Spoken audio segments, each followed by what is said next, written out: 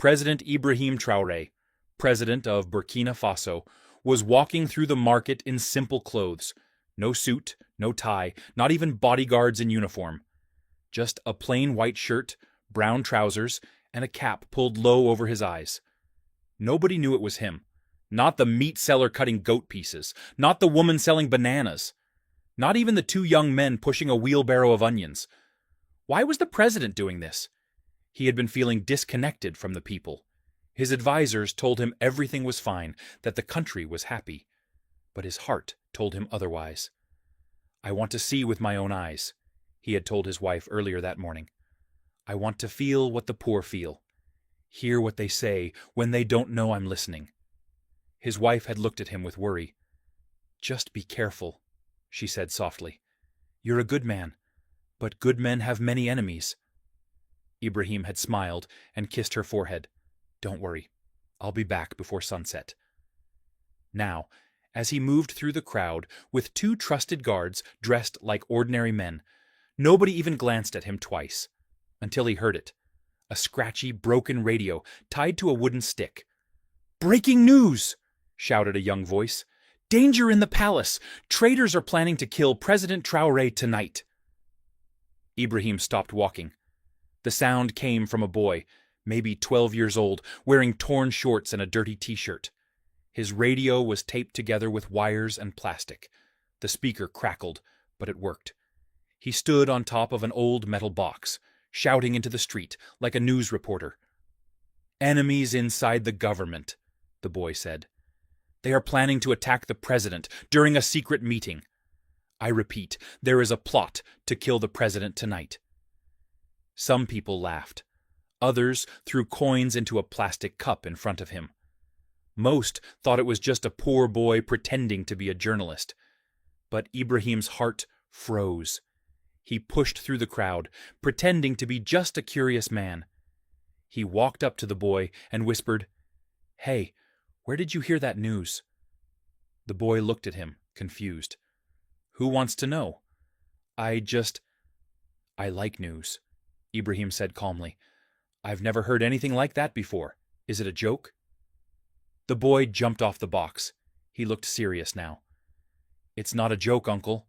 I heard it myself last night on my shortwave radio. Some men were talking in code. But I listened carefully. They said, 'Tonight is the night.' And they said the president's name." I swear, the boy looked around and leaned closer. "I recorded it. You want to hear it?" Ibrahim blinked.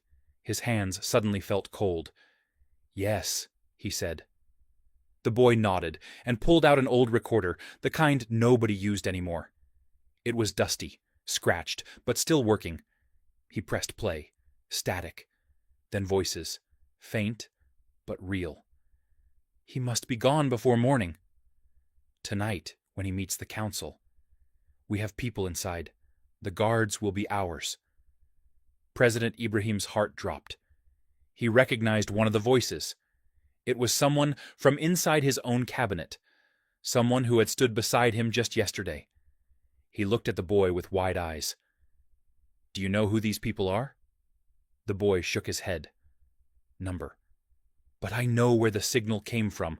I traced the frequency. I've been playing with radio since I was 7. My father was a soldier. He died when I was small. I live on the street now. But radios are my world." Ibrahim felt dizzy. The ground under his feet felt like it was shaking. He had come to see the truth with his own eyes, and now he had heard it with his own ears. This boy, this poor street boy, just saved his life. "I need you to come with me," Ibrahim said. "Why?" the boy asked, suspicious. "Because I believe you," Ibrahim said, slowly taking off his cap. The boy stared. His eyes grew wide. You're... "I am," Ibrahim said, "but keep your voice down." The boy dropped the recorder. "You're the president!" "Shh," Ibrahim whispered. "Not here, not yet." The boy stepped back, shaking. "I'm sorry if I—" "You did nothing wrong," Ibrahim said, placing a hand on the boy's shoulder. "You may have saved my life. The 2 guards, standing nearby, were now fully alert. One of them whispered, "Sir, we must leave now. If this recording is real, we don't have much time." Ibrahim nodded. "Take us back, but bring the boy. He comes with me." The boy looked shocked. "I can't go to the palace. I sleep in a broken bus near the train station." "Not anymore," Ibrahim said firmly. "Tonight you ride with the president." As they disappeared into the alley, the crowd went back to their business. The boy's speaker was still playing. "This is not a joke. The president is in danger." But nobody was listening anymore, except the enemies. Somewhere in that crowd, a man pulled out a phone and made a silent call. It's him. He knows. The presidential convoy moved like a silent storm through the streets of Ouagadougou. But tonight, there were no flashing lights, no sirens, no sound of screaming tires.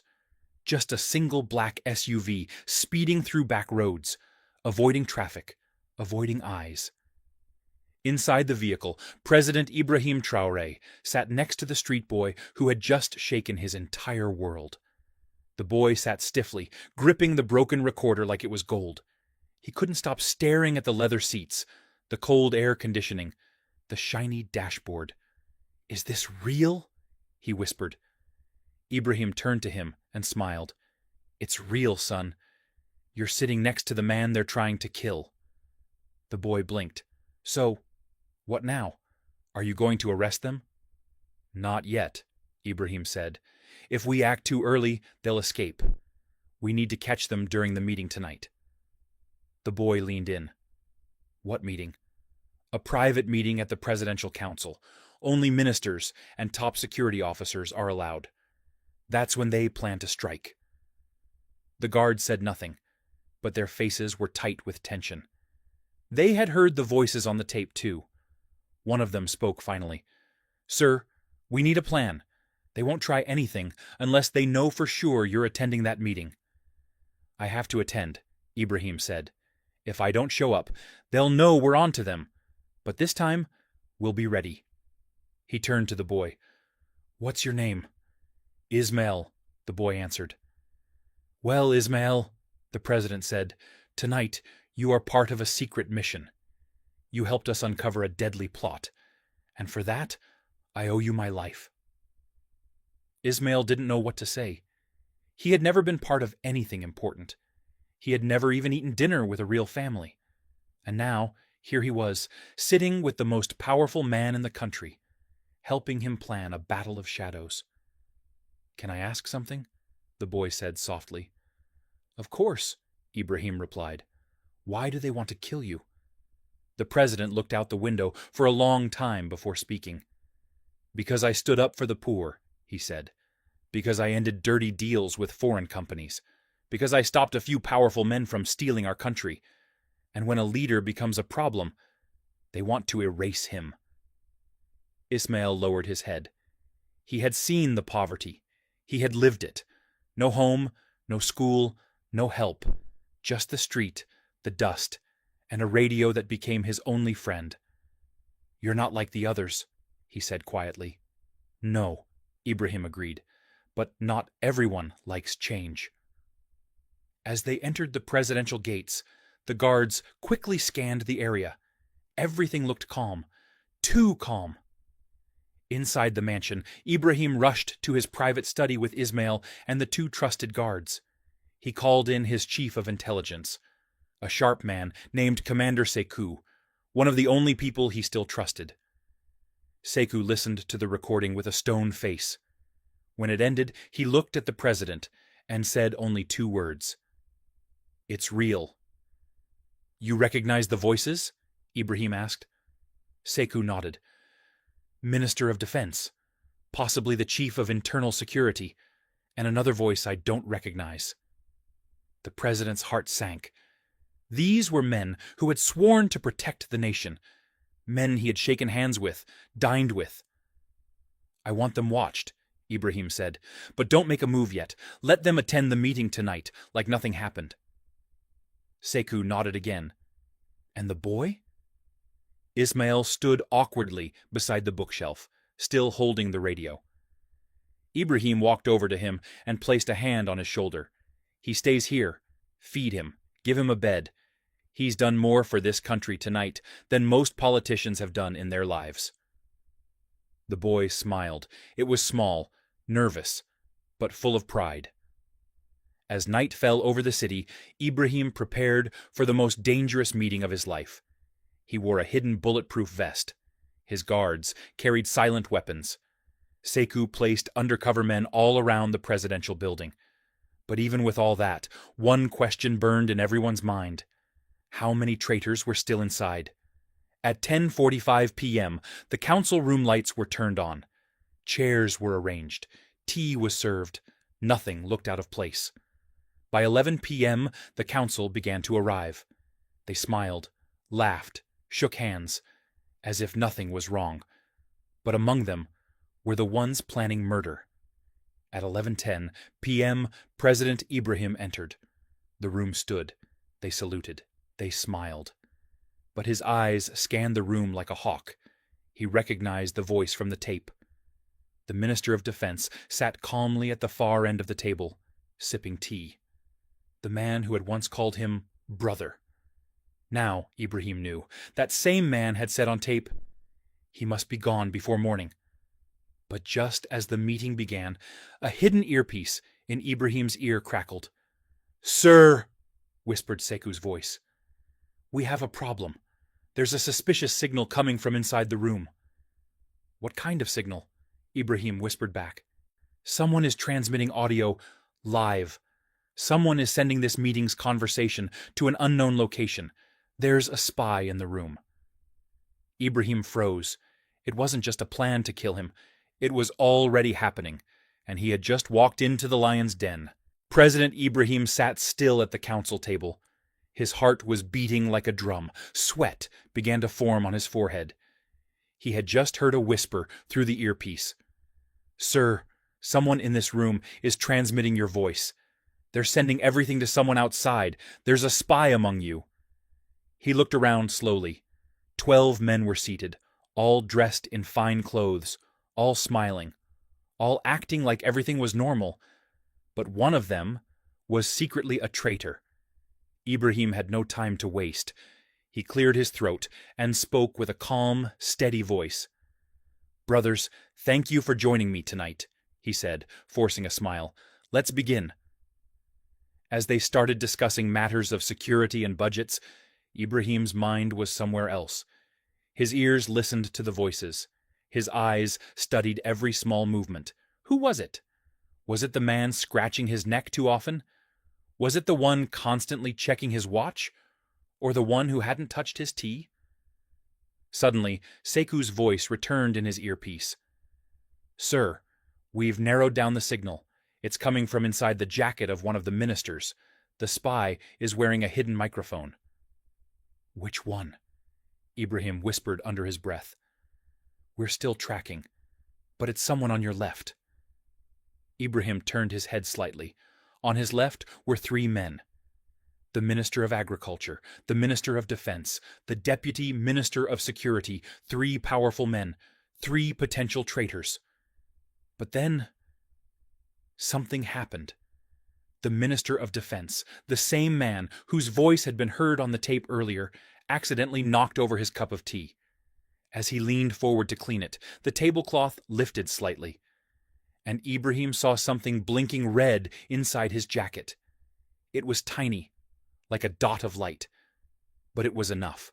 That was the bug, the transmitter. Ibrahim calmly pressed a button on the pen in his pocket. It was the signal. Outside, Commander Sekou and his men received the message. "Go," he said to his team. "Operation Blackout begins now." Within seconds, all the power in the palace went out. Boom! Darkness. The whole room was pitch black. A loud gasp. Chairs scraped the floor. A few men shouted in confusion. Then, crash! A window shattered. Smoke filled the room. Guards burst in wearing night vision goggles. They moved fast, grabbing the ministers one by one before they could react. Within 30 seconds, the lights came back, and there he was, on the floor, the Minister of Defense, pinned down by 2 guards, and the tiny transmitter was found in his inside pocket. He was caught. Everyone stared in horror. "What is this?" the deputy minister shouted, pretending to be shocked. Ibrahim stood slowly, his voice now cold and clear. "I gave all of you my trust, but someone here chose betrayal." The Minister of Defense, now sweating and breathing heavily, screamed, "I was forced. They threatened my family. Please, Mr. President, I had no choice." Ibrahim looked him in the eye. "You had a choice. You chose power over honor." Guards dragged the man out of the room, but then, just when everyone thought it was over, another voice shouted from outside, "Sir, one of the guards has run off. He escaped through the back door." Ibrahim's heart sank. There was more traitors, and worse, someone had helped them from the inside. He looked around the room again. He could feel it now. Fear, guilt, silence. He turned to Sekou. "Search every staff member, every guard, every cleaner, every cook. Someone is still helping them." Sekou nodded. "Yes, sir." But as they walked out of the room, Ibrahim suddenly stopped. He had forgotten something. Ismail, the boy with the radio. He had left him in the mansion's guest room, safe. Or so he thought.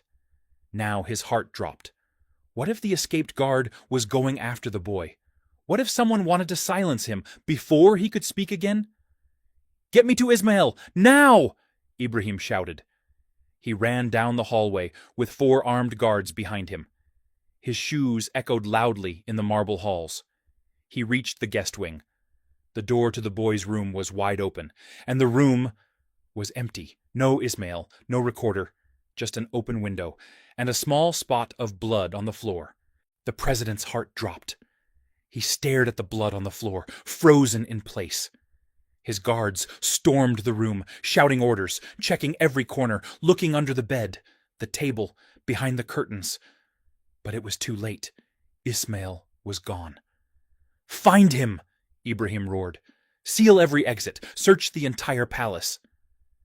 "Yes, sir," the guards responded, scattering like ants. Sekou arrived a minute later, panting from running. He saw the blood and clenched his jaw. "Sir, this was planned." Ibrahim felt cold all over. "You think someone took him?" "Yes," Sekou said. "He was the key. The boy had proof. His radio, his tape. That makes him a target." Ibrahim looked out the open window. It faced the garden wall. Whoever took the boy, they didn't go through the doors. "They climbed out," the president whispered. "Probably used the tree near the kitchen window. That wall is only 6 feet high." Sekou nodded. "I'll check the CCTV footage." "No," Ibrahim said. "Don't waste time. Cameras were probably disabled. Go to the radio tower. See if anyone picked up strange transmissions in the last hour." "I'm on it." As Sekou ran off, Ibrahim clenched his fists. They were moving faster now. Someone inside the palace had helped the traitors. But even worse, they had taken a child, a poor boy who risked everything to help his country. And now he was missing, maybe dead. Ibrahim refused to believe that. "He's alive," he told himself. "He has to be." Suddenly, a low-ranking palace guard came running. His face was pale. "Mr. President, I saw something just before the blackout." A man in a servant uniform entered the guest wing. He didn't look familiar. I thought maybe he was new staff. Ibrahim's eyes narrowed. "What did he look like?" "Short, heavy-set, scar on the left cheek, limp in his walk." The president froze. That description was familiar. "He's not staff," Ibrahim said. "He's a former soldier, a man we fired last year for spying." "You mean Captain Caleb?" the guard asked. "Yes," Ibrahim said. "And if Caleb is involved, this is bigger than we thought." He turned to the head of his guard. "Lock down the entire palace. No one gets in or out, and double the security on my wife and children." "Yes, sir." But even as orders were shouted and soldiers spread out across the property, Ibrahim's mind was somewhere else. Back to the broken radio. Back to the boy's serious face. back to the moment the boy had said, "They're planning something tonight." And now he was gone. Meanwhile, somewhere in the dark outskirts of the city, a van bounced along a rough dirt road. Inside, Ismail sat tied to a chair, his mouth covered with tape, his eyes wide with fear. Across from him sat a man with a sharp smile and a scar on his cheek. Captain Caleb. "Well, well," Caleb said, lighting a cigarette. "You caused a lot of trouble for powerful people, boy." Ismail tried to shout, to warn someone, but the tape held him silent. "You shouldn't have played with radios," Caleb said coldly. "That mouth of yours is going to get you killed." The other man driving the van laughed. "He's just a kid. Let's finish him and dump the body in the river." But Caleb shook his head. Number the boss said to wait. He wants to hear what the boy recorded. And if it's dangerous, we hand him over to the foreigners. Let them deal with him. The van turned off the road and entered an old warehouse. The doors shut behind them. Ismail looked around. Dust, rats, crates, darkness. This was it. His heart beat faster. Was this where he would die? Then something strange happened. Caleb reached for Ismail's recorder. He pressed a button, but nothing played. It was blank. No voices, no tape, no recording. "What the?" Caleb said. "Where's the audio?" the driver asked. Caleb grabbed the boy by the collar. "What did you do? Where's the recording?" Ismail just stared at him with fire in his eyes. Caleb ripped off the tape from his mouth. "I hid it," Ismail whispered. Caleb punched him in the face. Blood flew from the boy's lip. "Where?" Ismail spit blood on the ground. "You'll never find it." Caleb growled and raised his hand again. But then his phone rang. He picked it up. "Yes?" A voice on the other end said, "Change of plans. The president is closing in. Take the boy to the airstrip. The jet leaves in 30 minutes. He must disappear." Caleb nodded and ended the call. "You're lucky, rat," he muttered. "You're going on a long trip. After that, who knows?" He shoved the boy back into the van. Ismail's hands were bleeding. His face hurt. But inside, he was smiling, because they were wrong. He had hidden the recording. But not in the palace, not in his clothes, not even in the radio. He had hidden it somewhere no one would ever think to look, in the broken speaker on his street corner, back where it all began. And someone had just found it. Back at the palace, a young janitor, barely 18 years old, was cleaning the market speaker that Ismail used earlier that day. He noticed something unusual. The back was sealed with tape. Curious, he peeled it open. Inside was a small, hidden memory card. He turned to the security officer standing nearby. "Sir, I think this belongs to the president." Inside the palace command center, Commander Sekou rushed in, holding the small memory card. "Sir," he shouted, "we've recovered the boy's recording." President Ibrahim turned from the balcony where he'd been staring into the dark. His face lit up with shock and hope. "Where did you find it?" "A janitor," Sekou said, out of breath. "He found it hidden inside the broken speaker Ismail uses to shout the news." Ibrahim's hands trembled as he grabbed the drive and plugged it in. And then the truth came alive. Clear audio played out. "He must be gone before morning. The guards are ours. The boy? He knows nothing. Take him out quietly." The room froze. Every officer, every intelligence head, even Ibrahim himself stood in silence. These were not rumors anymore. This was proof. Proof that enemies, foreign and domestic, had joined hands. Proof that they wanted Ibrahim dead. And most importantly, proof that a street boy had been right all along. Meanwhile, at a private airstrip on the edge of the country, a black jet prepared to take off. Ismail, bruised and bleeding, was dragged up the steps. Caleb walked behind him, whispering coldly, "You should have just shut your mouth." But as the engines fired up, a black helicopter appeared out of the sky. Thump, thump, thump. It descended like thunder. Soldiers dropped out with rifles aimed. "Drop your weapon!" a voice shouted. "Hands in the air!" Caleb pulled a pistol and grabbed Ismail as a shield. "Back off or the boy dies!" he screamed. The soldiers hesitated. Then, bang! A shot rang out from behind. Caleb fell to his knees, blood pouring from his leg. Ismail tumbled forward, free. Behind them, stepping out of a second helicopter, came President Ibrahim Traore himself.